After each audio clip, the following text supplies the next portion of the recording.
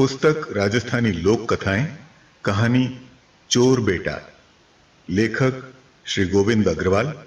वाचक और प्रस्तुतकर्ता गोविंद त्रिवेदी।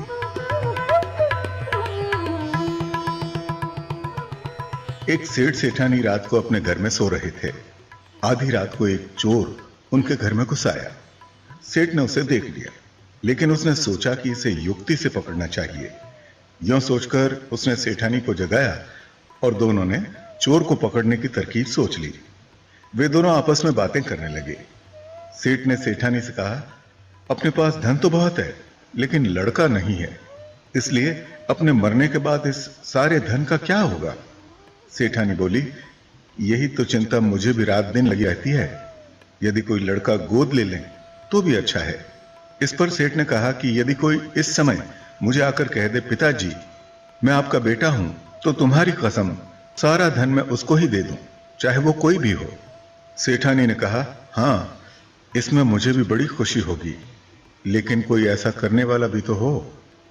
चोर ने सोचा कि धन प्राप्ति का इससे आसान तरीका और क्या हो सकता है।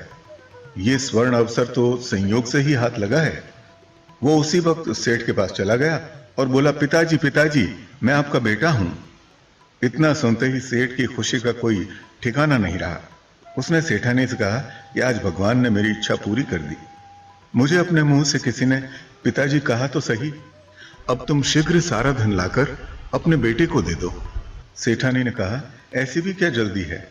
जब आप अपने बेटे को धन दे रहे हैं तो फिर आपको रोकने वाला कौन है? लेकिन आपका बेटा क्या एक वक्त अपने घर में भोजन भी नहीं करेगा? मैं अभी इसके लिए पानी गर्म करती हूं, ये नहा धो ले, फिर मैं इसके लिए रसोई बना दूंगी और फिर भोजन करने के बाद आप इसे सारा धन दे देना। यूं कहकर सेठानी काम में लग गई और बेटे को नहाने धुलाने और रसोई बनाने में तड़का हो गया। बेटे ने भोजन कर लिया तो सेठ ने सेठानी से कहा, अब तुम सारा धन निकालो।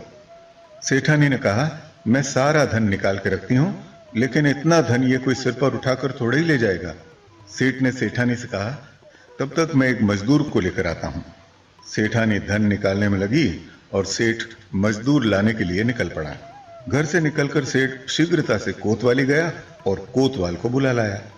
कोतवाल ने आकर चोर को पकड़ लिया और कहा, चलो बेटे, तुम्हें धन की कोठरी में ही बैठा देता हूं, ताकि तुम्हें ढोने का श्रम ही ना करना पड़े।